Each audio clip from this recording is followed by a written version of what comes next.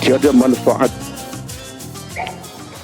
pada hari yang tidak beri kemanfaatan harta maupun keluarga dan anak pinak, melainkan mereka yang datang menghadap Allah dengan hati yang penuh keimanan dan kesejahteraan. Asy-Syu'ara ayat 88-89. Assalamualaikum warahmatullahi wabarakatuh.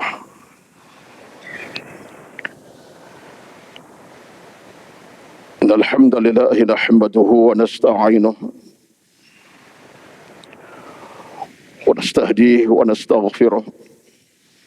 Alhamdulillah. Wa na'udzu billahi min syururi anfusina wa min sayyiati a'malina. Man yahdihillahu fala mudilla lahu wa man yudlil fala hadiya lahu. أشهد أن لا إله إلا الله وحده لا شريك له وأشهد أن محمدا عبده ورسوله صلاة وسلاما على حبيبنا المصطفى صلى الله عليه وسلم وعلى آله من اهتدى.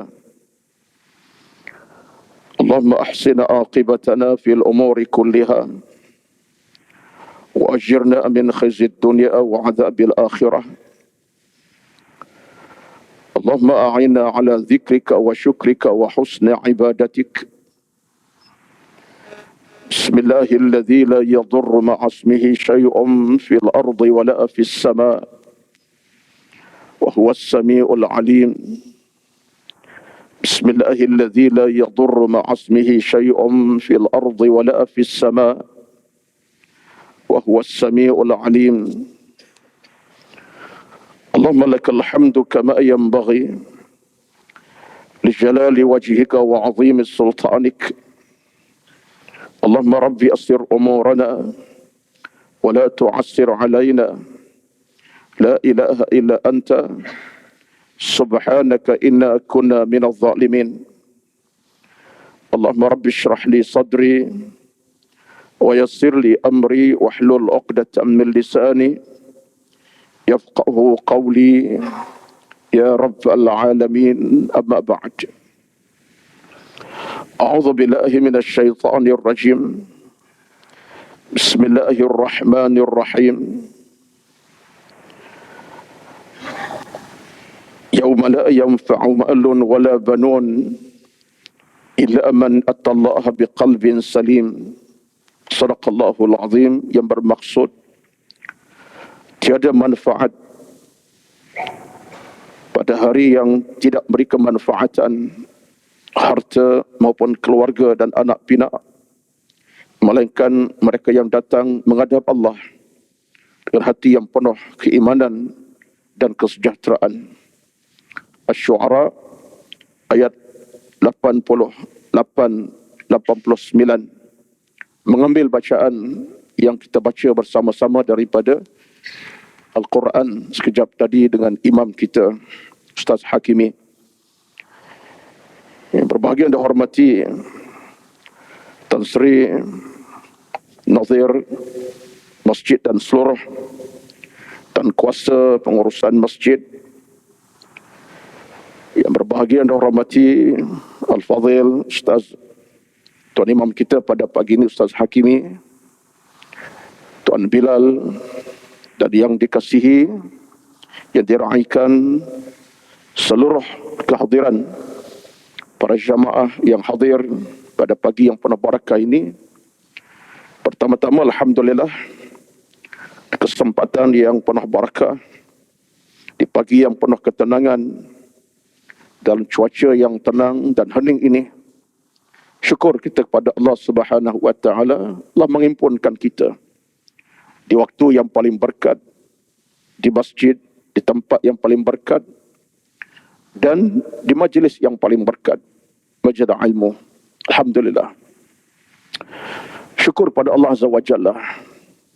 Saya pun pada awalnya ketika menyemak beberapa siaran dalam FB dalam 3-4 hari yang lalu, Saya melihat dalam siaran itu catatannya pada pagi ini di Masjid Al-Falah ini keluar nama Al-Habib Umar Hafizahullah Ta'ala untuk berada di sini.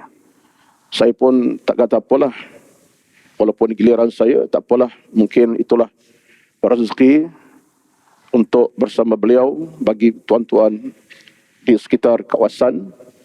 Tapi bila semalam saya cuba hubungi Al-Fadhil Ustaz Zuhairi, Tuan Imam, saya kata perkembangannya apa dia tentang pagi ni. Ustaz Zuhairi kata kekal kuliah kuliah subuh Ustaz, dan Habib difahamkan berpindah ke tempat lain. Saya tahulah, tapi saya difahamkan Masjid Negara. Wallahualam, kalau betul lah, kalau tidak mungkin tempat yang lain. Jadi itulah perkembangannya. Jadi pagi saya tengok agak ramai berbiasa. Namun begitu, kesemua ini adalah ketentuan Allah Subhanahu wa Ta'ala. Ketentuan Allah Azza wa Jalla meletakkan kita dalam keadaan di mana pun kita berada. Keutamaan kita hidup ini tidak boleh tidak mesti bersama dengan ilmu. Ilmu adalah merupakan pintu masuk yang paling utama kepada kita dalam hidup ini di mana kita berada. Kerana ilmu adalah merupakan pemandu kepada kita, dan untuk mendapat ilmu pastilah kita kena usaha gigih mencari untuk kita sampai ke tempat yang seberkat ini, walaupun dalam kekangan, dalam kesibukan, dalam apa cabaran kita hadapi. Apa yang sebut ini peringatan buat saya, kerana sesaat bila kita ada kesungguhan dan kemahuan dengan ilmu, ini adalah suatu rezeki yang paling besar sekali dalam hidup beragama. Tak ada suatu rezeki yang paling besar dalam hidup melainkan kecenderungan kita untuk mendapat ilmu, meraih ilmu, belajar ilmu di mana kita berada. Ini adalah satu rezeki. Tuan-tuan, puan-puan dirahmati Allah sekalian, sesaat kita berhimpun sebegini rupa, apalagi saya sebut sentiasa dapat jemaah subuh beramai-ramai, dapat saf semacam ini dalam bersubuhnya, kemudian dapat duduk sebegini rupa, Allahu Akbar, Subhanallahil Azim. Syukurlah kepada Allah Subhanahu wa Ta'ala. Limpahan rahmat tidak pernah terhenti kepada kita. Di kalangan tuan-tuan, saya tahu, saya yakin, saya percaya, bangun di awal-awal jam subuhnya, jam 5:49 pagi, mungkin pukul 5 dah bangkit, 4:30 dah bangun, kompak dah pun bangun daripada tidur masing-masing. Dan bila bangun tidur masing-masing, yang kita lakukan ialah bersihkan diri, hampar sejadah, angkat takbir, rukuk dan sujud, tidak 2 mungkin 4, tidak 4 mungkin 6. Apa yang kita lakukan itu adalah suatu perjalanan yang cukup harmoni. Alaikum biqiyamil laili fa innahu da'bus salihina minkum. Hendaklah kamu menunaikan qiyamul lail. Itulah amalan orang-orang salih di kalangan kamu. Dan kita dapat melakukan, alhamdulillah. Kita dapat melaksanakan. Seawal pagi belum berkumandang, kita menghadap Allah Subhanahu wa Ta'ala dengan penuh keinsafan, dengan penuh kesyukuran. Air mata tumpah setitis 2 titis, dengan diangkat tangan mohon kepada Allah keselamatan, kerahmatan, keampunan.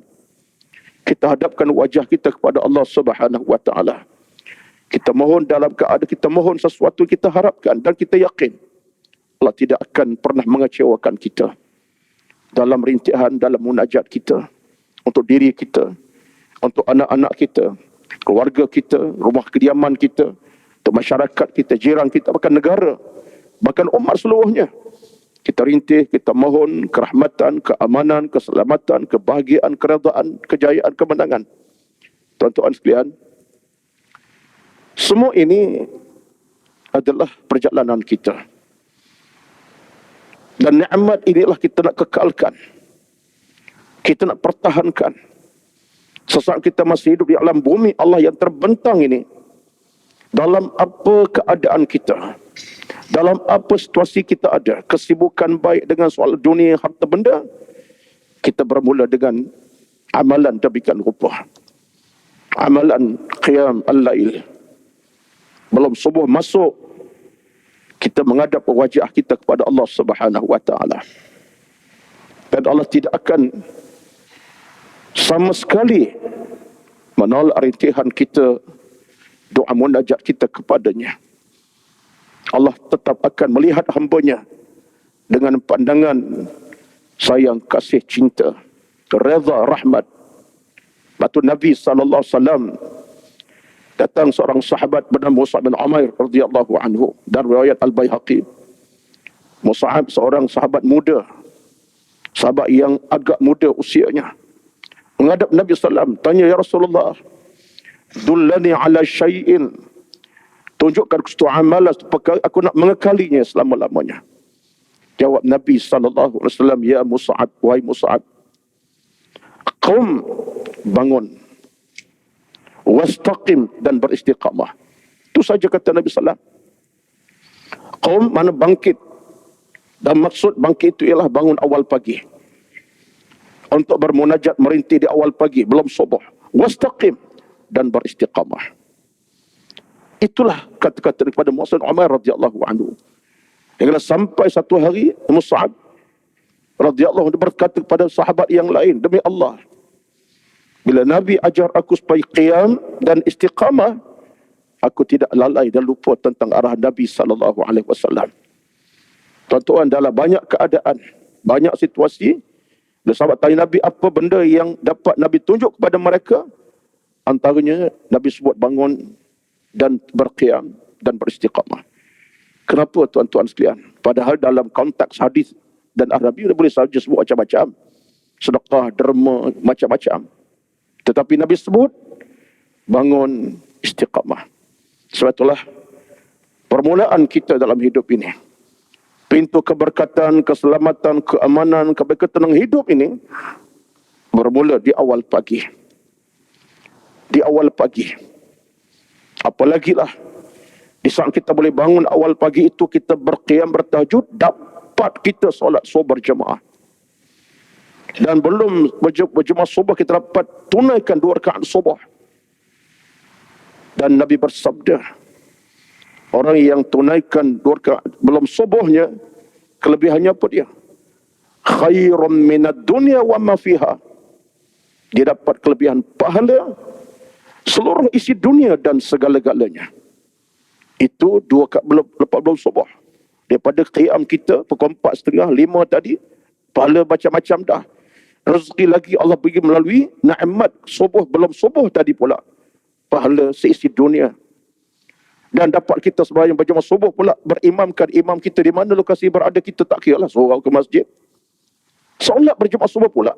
Apa kata Nabi SAW? Sembahyang berjemaah subuh, kata Nabi SAW ini, kata Nabi SAW, afdalnya, kelebihannya, seolah kita dapat hidupkan sepanjang malam itu. Sepanjang malam kita hidup dengan ibadat. Sembahyang berjamaah subuh, man shalla subha fi jama'atin faka'annama qama al-laila kullah. Siapa yang sembahyang subuh berjamaah, Allahu Akbar. Inilah yang sedang kita nikmati kejap tadi. Ini yang kita nikmati. Bukan pagi ini, alhamdulillah, daripada semalam sebelumnya. Mudah-mudahan kalau besok masa hidup kita kekalkan. Faka'annama qamal laila kullah. Kita seolah-olahnya menghidupkan sepanjang malam tadi dengan ibadat. Saya tak boleh gambar, tuan-tuan. Saya tak boleh gambarkan bagaimana keindahan hadis ini. Sembahyang subuh berjamaah, pahalanya seolah-olahnya kita hidupkan sepanjang malam tadi dengan ibadat, tak tidur seolah-olahnya. Zikir, tasbih, tahmid, zikir, tasbih, Quran, sampai ke subuh, tak tidur seolah-olahnya. Dan siapa kita yang boleh lakukan demikian? Secara fizikalnya, tuan-tuan, sebagai manusia, tak mampu kita. Mereka Nabi, Rasul-Rasul, mereka lain, makhluk. Nabi Rasul ini adalah insan yang terpilih. Tapi nama kita manusia, siapapun kita, nak berterusan ibadat sepanjang malam tanpa tidur, bahkan berzikir sampai subuh, satu benda yang agak mustahil secara fizikalnya. Letih, penat, mengantuk, tak larat. Tapi Nabi sebut pada kita pahala. Ini benda-benda macam inilah menjadi kekuatan. Semacam jugalah tuan-tuan sekalian, harus kita ni dalam saat kita sambut Syawal baru-baru ni lah, kita puasa Ramadan selesai, alhamdulillah sebulan penuh. Kemudian Nabi anjurkan kita, alhamdulillah kita selesai. InsyaAllah kita dah selesai, mudah-mudahan. Datang Syawal saja, Nabi sebut kepada kita apa dia? Man sama Ramadana imanan wa ihtisaban ghufira man sama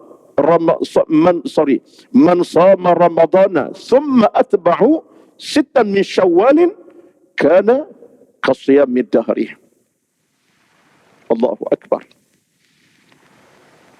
Siapa yang puasa Ramadan sebulan penuh, kemudian diteruskan dengan 6 hari Syawal, seolah-olahnya puasa sepanjang tahun. Sepanjang tahun kita puasa 6 hari Syawal, seolah sepanjang tahun. Sepanjang tahun tuan-tuan puasa, siapa yang mampu, siapa yang boleh melakukannya, sesuatu yang tidak mudah. Sepanjang tahun puasa. Bahkan dalam agama kita pun, syariat agama tak suruh kita puasa sepanjang tahun. Seafdal puasa ialah puasa Nabi Daud.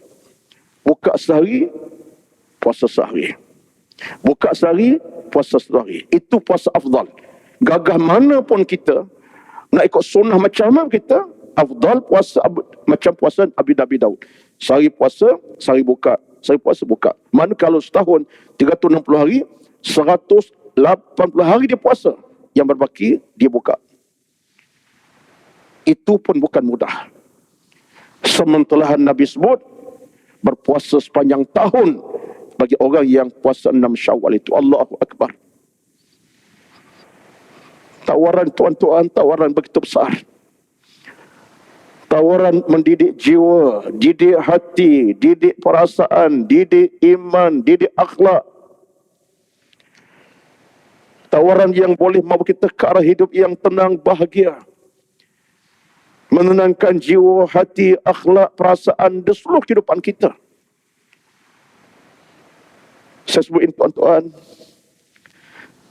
dalam suasana saya nak ajak diri saya. Saya tahu kefahaman tuan-tuan dalam hal ini ada, bukan tidak ada. Tapi semangat agama ni, bila kita dapat angkat secara maksimum dengan keimanan, dengan kemahuan, kesungguhan, kefahaman kita, insya-Allah tuan-tuan, dia akan menjadikan perjalanan kita berada di lorong yang boleh menyampaikan kita kepada rahmat Allah Subhanahu wa taala. Membawa kita kepada cinta, kasih, sayang Allah kepada kita. Dan terjemahan sayang, kasih Allah punya kecintaan dengan makna yang meluas. Allah permudah urusan amal, ilmu kita. Rezeki yang berkat. Kalau amal-amal yang dipermudahkan. Kalau hati-hati yang bersih. Kalau akhlak-akhlak yang mulia. Kalau keluarga yang beriman, Allah beri. Ini laluan kita. Betullah bila Al-Fadhil Tuan Imam tadi memimpin bacaan solat, bacaan dalam selepas solat tadi, mengambil bacaan surah Asy-Syu'ara. Satu ayat yang sekira tuan-tuan kita baca bersama tadi ialah, saya rasa terkesan. Semua kita baca kejap dengan Imam Ustaz Hakimi. Asy-Syu'ara juzuk ke-19 daripada ayat 84 hingga terakhir tadi. Saya tadi bila baca, saya cuba menghayati, mengamati bagaimana proses yang berlaku kepada Nabi Allah Ibrahim alaihissalatu wassalam. Cerita Nabi Ibrahim. Asy-Syu'ara sebahagian daripadanya Nabi Ibrahim. Saya tidak nak detailkan, tetapi mengambil ruh bacaan tadi. Dan saya rasa satu benda yang saya kena sampaikan, dalam suasana pagi ini yang memang pun giliran saya setiap bulan, saya tak ada tajuk khas. Tajuk saya umum. Tuan-tuan sekalian, bila Ibrahim mengadu kepada Allah Azza wa Jalla, waj'al li lisana sidqin fil akhirin. Ayat 84 dibaca tadi. Cuma tak dibacakan makna saja. Lepas tu kadang-kadang ya, Al-Fadhil Tan Sri Nazir, Tuan Syed, Datuk Sri Tan Sri Syed kita dan jawatan kuasa, kadang-kadang saya tengok dalam bacaan pagi ni dah terbaik dah 10 ayat satu muka surat, yang ada kadang 10 ayat 12 ayat, tengok ada ayat pendek panjang. Kalau boleh baca terjemahan sekali, baca ayat terjemahan. Ini diamalkan saya ingat oleh Masjid Negeri Shah Alam. Dia baca ayat, imam baca ayat, Bilal baca terjemahan. Sekurang-kurangnya daripada ayat dibaca tadi, bila dengar terjemahan tu, kita boleh ambil renungan. Oh, maknanya begini, bagian-bagian. Ayat ni kiamat rupa-rupanya. Ayat tentang syurga, ayat tentang masalah neraka. Jadi bila baca ayat tu, kita boleh mengambil maksud umum. Saya rasa sedikit penambahan lah. Mohon mencadangkan. Ini bukan bapak dedo negeri ni. Ya? Mencadangkan. Kalau boleh. Sekadar 5 minit, tak mengurangi masa untuk kuliah subuh ke, tak mengurangi masa nak bekerja insyaAllah. Bila jemaah dapat baca ayat tadi, tengok terjemahan, baca terjemahan, saya ingat banyak benda. Macam tadi. Kepada tuan-tuan yang faham bahasa Arab, gamar yang faham, tak apalah kan. Tapi kalau yang tak faham, sekadar baca, pahala dapat. Jangan bimbang. Pahala dapat. Tapi kefahaman ayat, betul sebut ini, ayat tadi ada makna tersirat. Contohnya, Ibrahim alaihissalatu wassalam mengadu kepada Allah Azza wa Jalla. Dia minta kepada Allah, jadikan lidahnya yang benar. Lidah yang mulia ada kebenaran. Waj'al li lisana sidqin fil akhirin. Tuan-tuan sekalian, cukup bermakna. Nabi Ibrahim AS adalah Nabi mulia, maksum, berakhlak tinggi, berakhlak mulia, sempurna, akidah, ibadat sempurna. Tapi tengok, masih merayu kepada Allah Azza wa Jalla. Jadikan lidahnya benar. Tutur katanya, bicaranya, kata-katanya benar dan membawa kebaikan. Bayangkan tuan-tuan, seorang Nabi Ibrahim alaihissalam yang pasti mulia semulia manusia. Tak ada dusta, tak ada bohong, tak ada mencaci, tak ada mengatakan, tak ada semua itu. Yang ada kebenaran. Tetapi masih merintih pada Allah Azza wa Jalla supaya lidahnya benar, mulia. Dan saya baca ayat tadi, saya termenung. Di mana kita? Sedangkan saya, teman saya lah, saya kata orang lain saya. Lidah kita mungkin masih ada nilai-nilai yang tak berapa nak elok. Lidah yang sama baca Quran daripada ayat ke ayat, alhamdulillah. Lidah yang sama solat diangkat takbir baca ayat dalam solat, alhamdulillah. Lidah yang sama lepas solat berzikir tasbih tahmid, alhamdulillah. Lidah yang sama mana-mana keadaan kita baca ayat Allah, selawat atas Nabi. Tapi lidah yang sama ini saya masih lagi mungkin mencarut, masih lagi mencaci, masih memaki, masih menghasut, masih melutur kata-kata yang tidak elok. Masih, saya bukan sekata orang lain. Ada kelemahan? Iya. Ada kekurangan? Iya. Allahu Akbar. Lidah yang sama ini masih bercakap benda-benda yang kotor. Mengeji, memaki, menghamun, menghasut, macam-macam keluar. Allahu Akbar tuan-tuan. Takkah kita rasa ini satu bebanan? Dalam banyak keadaan kita mungkin cuai. Lidah yang tak bertulang ini, ada ketika kita buat benda-benda tak Allah radai, memaki, menghamun, mencaci, dan seumpamanya, memerli. Allahu Akbar. Ini yang kita paling takut. Kalau Nabi Ibrahim minta Allah berikan lidah yang mulia, tuan-tuan, kita lebih aula.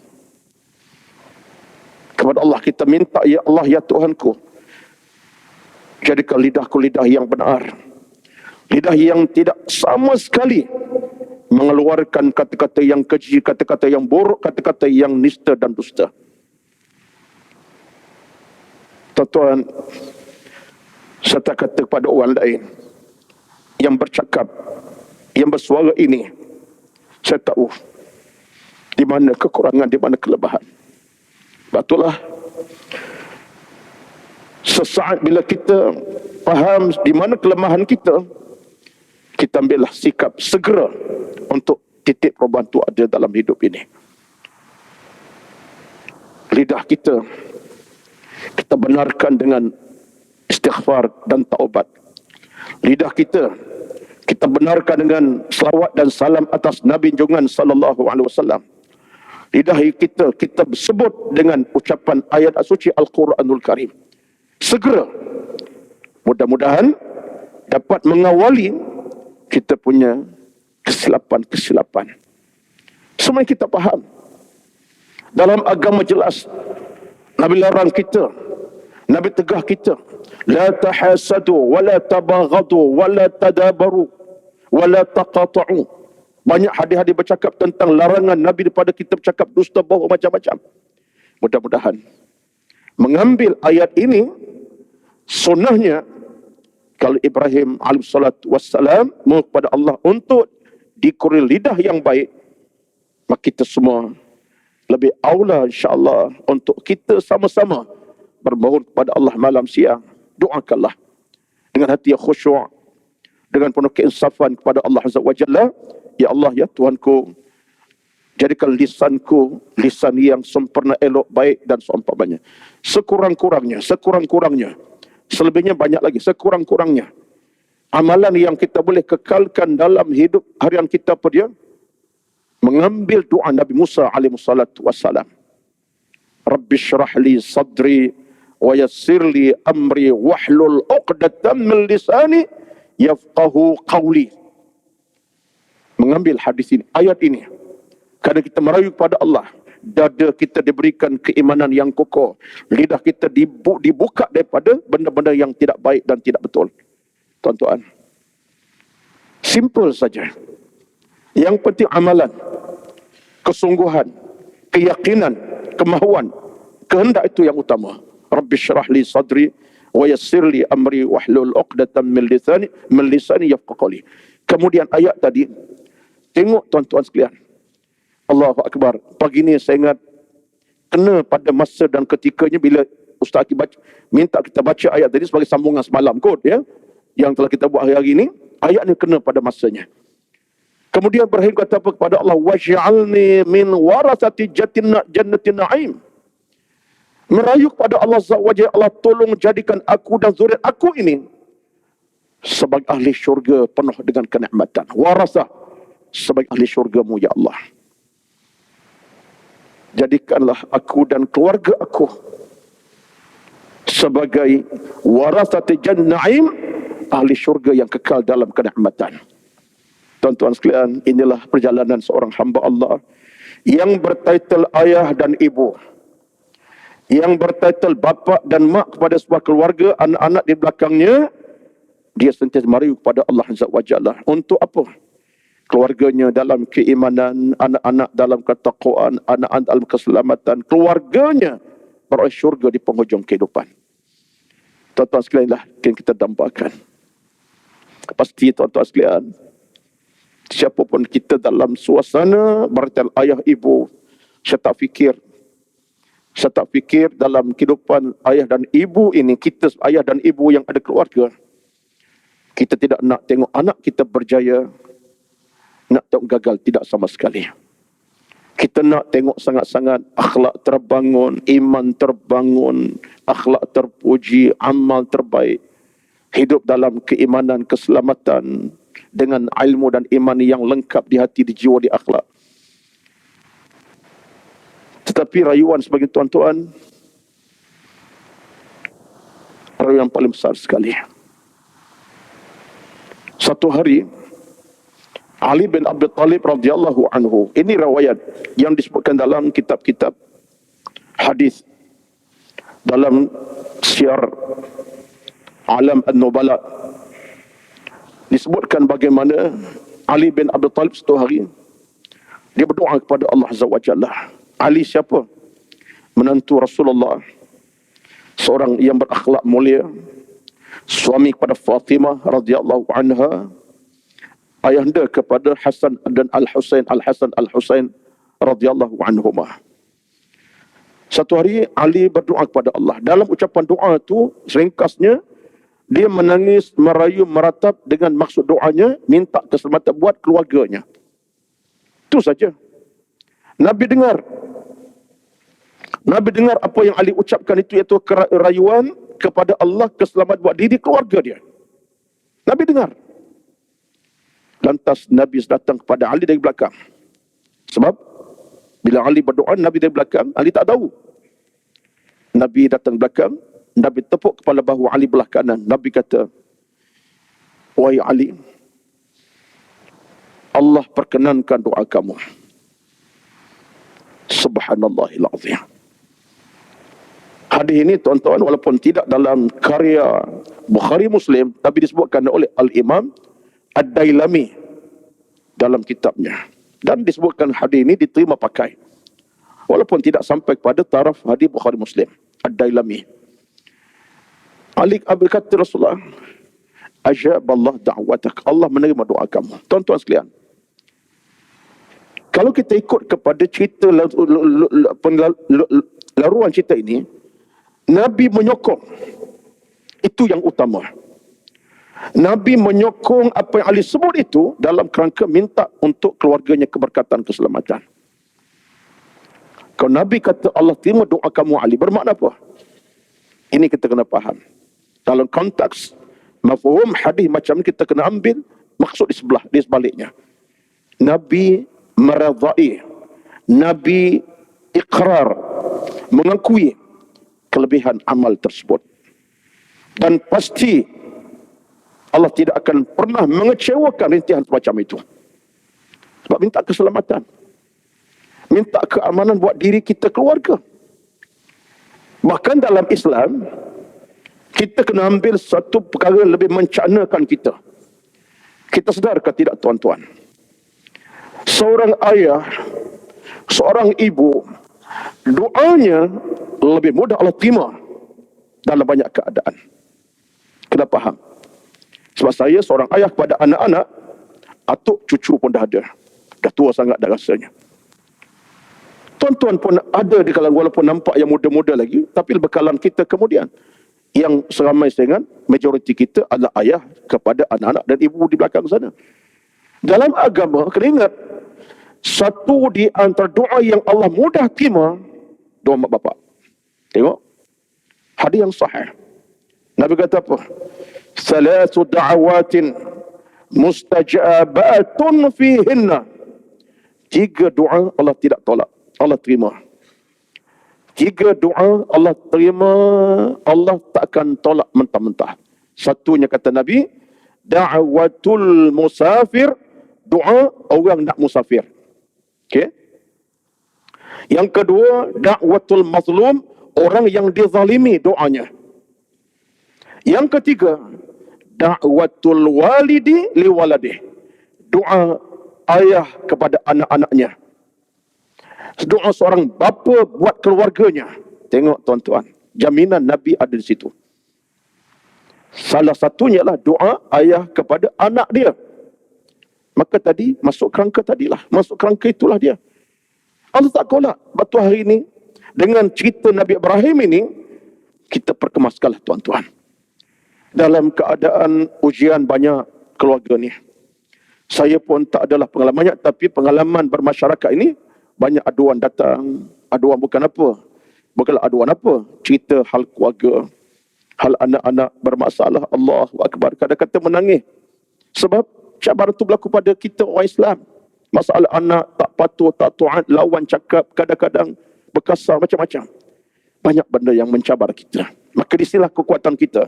Waj'alni min warasati jannatin na'im. Ibrahim mengadu kepada Allah, minta dia dan waris keluarganya dapat syurga Allah Subhanahu wa taala. Sedangkan kita faham sangat Nabi Ibrahim, Allah memang jadikan keluarga contoh. Ini dalam semangat kita nak sambut Aidul Adha Al-Mubarak, semangat Udhiyah korban ini. Kita mengambil sunnah siapa? Nabi Ibrahim. Sunnah pengorbanan 3 orang yang begitu hebat. Ibrahim bapa yang bertakwa, Ismail anak yang beriman, dan Hajar ibu yang salihah. Mereka mewakili keluarga yang betul-betul berjaya. Pengorbanan bukan kecil. Pengorbanan darah. Bila Allah perintah Ibrahim sembelih anaknya Nabi Ismail. Pengorbanan besar. Ibrahim, Allah kata Ibrahim, sembelih anak kamu. Inni ara fil manami anni azbahuk. Bila Nabi Ismail dengar ayahnya kata demikian, Ismail kata apa? Menerima hakikat ayahnya akan sembelih dia atas nama Allah. Ya abati fa'al ma tu'mar.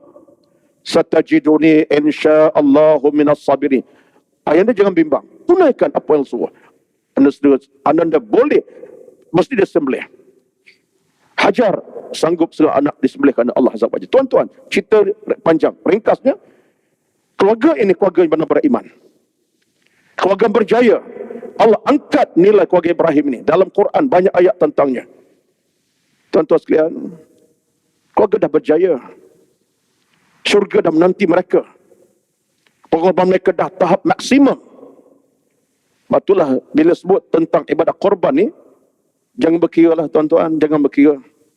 Di samping satu sunnah yang besar, kewajipan pun walaupun sunat muakkad, tapi anggap satu keperluan berdalam hidup, buat tunaikanlah. Jangan berkira. RM 850, 900. Jangan berkira. Tak boleh ambil satu bagian, ambil sekol lembu terus, tak ada masalah. Lagi bagus, lagi banyak. Usahakan. Sebab apa? Satu bahagian 900, 2 bahagian 1800. Nak compare dengan pengorbanan Ibrahim, darah, nyawa, lebih besar lagi sebenarnya. Pengorbanan Ibrahim, Ismail bukan pengorbanan atas nama RM, atas nama pound sterling, atas nama dinar, atas nama rial. Pengorban darah, nyawa, besar tuan-tuan. Pengorbanan nyawa darah tu. Tapi Ibrahim tunai kerana Allah Azza wa Jalla. Kita sekadar 900 termenung panjang, 3 hari tak tidur. Kenapa mahal sangat? Tak ada 600 ke? Tak jumpa 600 dah. Betullah kita kena ada kekuatan sikit. Ya Allah, ya Tuhanku, tak apalah 900, aku nak dapat pahala. Nak dapat rahmat Tuhan. Dengan nilai 900 bahagian, aku nak masuk bahagian. Usaha dapat 2 bahagian kalau boleh. Satu keluarga seekor lembu. Apa kita tahu? Pengorbanan kita masih kecil. Kalau nak compare dengan pengorbanan Nabi Ibrahim, nyawa dan nilai manusia. Betullah benda macam ni kita kena angkat. Sementara pahalanya besar, kita sembelih lembu ke binatang korban namanya unta ataupun kambing biri-biri itu, pahala jangan bimbang. Setiap bulu-bulu yang ada pada batang tubuh binatang menjadi sya'aratun hasanah, menjadi pahala kepada kita. Allah beri kita keredaan, kerahmatan, keselamatan, kebaikan, harta diberkati, amal dimuliakan, dan pahala yang tidak pernah terhenti. Itu kenyataan. Saya nak sebut tadi ialah bagaimana Ibrahim doa pada itu. Waj'alni, jadikan aku keluarga itu sebagai ahli syurgamu ya Allah. Kemudian tengok satu lagi. Tuan-tuan, Nabi Ibrahim ni insan yang hebat, tuan-tuan sekalian. Dia ada ujian dalam hidup dia. Ujian anak kena korban satu hal. Belum itu lagi. Apa ujiannya? Waghfirli li abi innahu kana minadh-dhalin. Ayahnya, cerita dalam tafsir banyaklah. Ada kata pak saudara. Ada kata sini, saya ambil rumusan daripada ulama tafsir, ayahnya ialah. Ayahnya seorang yang tak menerima dakwah. Dia tukang buat berhala. Tolak dakwah Ibrahim. Bahkan tak terima Ibrahim. Sesatlah maksudnya. Tapi tengoklah kecintaan Ibrahim pada ayahandanya. Dia sebut pada Allah apa? Waghfir li abi. Ya Allah, tolong ampunkan ayahku ya Allah. Ini satu lagi nilai yang ada pada Ibrahim, sayang cinta kasih kepada ayahnya cukup menebal. Cerita panjang, rumusannya ialah nilai cinta sayang ni tuan-tuan terjemahkanlah. Kalau kita pada hari ini taklah sampai ayah kita macam ayah Ibrahim, saya rasa ayah kita ni taklah melawan Islam, melawan agama sampai tolak sembahyang, tolak puasa. Tak tahulah, tapi tak percaya berlaku. Tapi ayah kita ada kekurangan. Mungkin kelemahan ilmu, kekurangan amal. Kewajipan kita apa? Angkatlah doa kepada Allah Azza wa Jalla. Ya Allah, ya Tuhanku, berikan ayahku rahmat iman. Ya Allah, ya Tuhanku, berikan ayahku rahmat ilmu. Ya Allah, ya Tuhan, beri ayah. Masuklah bonda kita sekali. Keimanan yang kokoh, hidup dalam iman. Kalau mati dalam iman, iman kekekalan. Kita merayu tuan-tuan sekalian. Sekalipun ibu ayah telah pergi, telah tidak ada, lagilah Allah. Kita minta malam siang pada dia. Allah maghfir lahu warhamhu wa'afihi wa'afu anhu. Kalau ayah kita telah pergi. Kalau mak telah pergi, lebih aula tiap pagi, tiap subuh, tiap zuhur, tiap asal, lepas mayang, apa kita sebut? Allah maghfir laha warhamha wa'afu anha warhamha wa'afu. Kita minta Allah ampunkan dosa mak ayah kita. Kewajipan kita ada. Ayah masih ada. Mak masih ada. Mohon pada Allah supaya diberi Allah rahmat, keimanan yang kokoh, hidup yang bahagia, hidup dalam iman. Dan kalau Allah matikan dia, bila-bila masa dalam iman, dalam ilmu. Ini kewajipan kita. Jangan abaikan. Jangan pula kita minta kita rezeki murah, hidup selesa anak-anak. Doa untuk ayah tertinggal. Doa untuk mak tertinggal. Tapi minta selepas subuh semayang, asar, selepas duha, minta berkat hidup macam-macam anak berjaya. Untuk bagian ayah terlupa. Janganlah tuan-tuan. Isikan dalam doa kita, ayah yang masih ada, ibu masih ada, minta Allah tambahkan ilmu di dada. Mak kita mungkin ada kekurangan. Ayah kita mungkin ada kelemahan dalam hidupnya, kekurangan ilmu. Itulah kehidupan manusia. Mungkin ada kekurangan. Minta Allah berikan rahmat, keberkatan hidup, berkat. Doa si anak, tak kena cara, Allah akan kabulkan hati ayah jadi baik dan lebih mulia daripada sebelumnya. Kita tak tahu, rahmat Allah besar. Tuan-tuan sekalian. Kemudian, wala tukhzini yauma yub'atsun. Tengok tuan-tuan. Ibrahim mengadu pada Allah, engkau yang jangan hina aku pada hari dibangkitkan nanti. Wala tukhzini yauma yub'atsun. Jangan kau hina aku pada hari dibangkitkan nanti. Allahu Akbar. Kita tidak nak Allah angkat kita daripada masyarakat kehinaan. Kita nak Allah redha. Redha bermula bila? Dunia, redha hari kematian, redha di alam barzakh, dan redha di alam mahsyar. Inilah peringkat-peringkat yang kita nak pada Allah sebagai keredaannya. Bukan kehinaan, bukan kemurkaan, bukan yang bersifat kemarahan Allah Azza wa Jalla. Kita nak Allah redha rahmati kita dunia sekarang, redha semasa kita meninggal, Allah rahmati di alam barzakh kita, Allah berkati redha kita ke dari bangkit daripada mahsyar. Wala tukhzini yauma yub'atsun. Jangan engkau hina aku pada hari dibangkitkan. Kemudian datang ayat tadi, yauma la yanfa'u malun wala banun. Tidak ada gunanya harta benda anak pinak melainkan kita dibangkit keadaan hati yang sejahtera. Maka tuan-tuan, kita nak penghujungnya kita dalam hidup ini dibangkitkan Allah dengan hati yang penuh keimanan, penuh kesejahteraan, ilmu memberi kita pintu kehidupan yang sejahtera. Amal salah kita sentiasa hidup dan terus hidup. Amal salah kita sentiasa diberikan suntikan nyawa yang kokoh. Sikit walaupun sikit berkekalan, kalau banyak apatah lagi. Dan kemudian bila sampai di padang mahsyar nanti, kita diberikan Allah keselamatan, keredaan. Lalu kata Allah Azza wa Jalla, wa uzlifatil jannatu lil muttaqin. Ayat yang ke-90, maka syurga tempat tinggal bagi orang-orang yang bertakwa kepada Allah Subhanahu wa taala. Tuan-tuan sekalian, apa yang saya bicarakan pada pagi ini satu tajuk yang umum sahaja, tapi tak lebih tak kurang apa yang saya sampaikan adalah muhasabah diri kita semua, buat diri yang bercakap, yang mendengar. Mudah-mudahan kalau tak banyak pun sampai kepada hati kita semua, sikit pun tak apa dah. Mudah-mudahan kita dapat tengok balik, semak balik.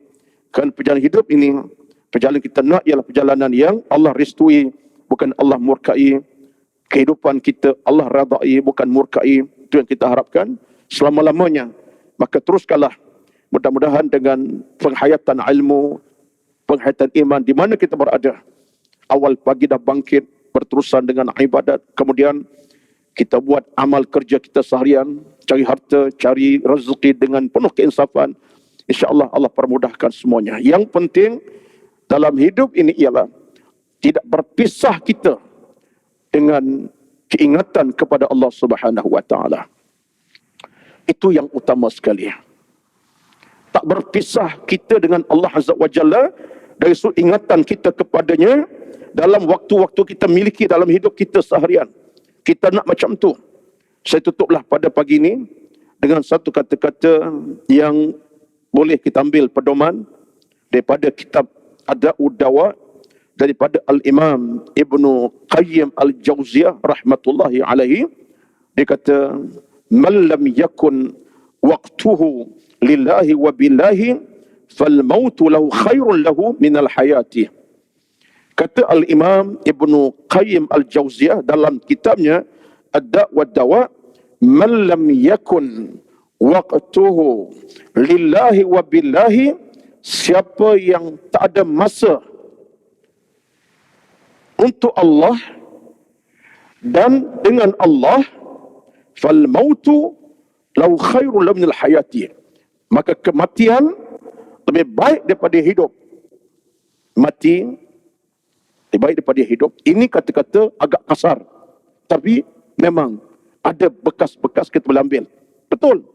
Siapa tak ada masa dengan Allah, ibadat pun tak ada, subuh tak boleh bangun, ibadat sunat tak mampu buat, yang wajib tertinggal, nak berzikir pun tak boleh, nak mengaji pun tak ada masa, nak jaga ibadat tak ada. Kata Ibn Qayyim, orang macam ni lebih mati daripada hidup. Wallahu alam. Mudah-mudahan Allah berikan kita kekuatan insya-Allah, masa yang baik, amal yang sempurna. Amin ya rabbal alamin. Itulah sekadar pertemuan kita pada pagi ini atau tajuk umumnya. Mudah-mudahan sampai mesej ilmu, walaupun tak banyak sikit. Allah sentiasa murahkan rezeki kita, murahkan rezeki kehidupan kita. Amin rabbal alamin. A'udzubillahi minasyaitonir rajim.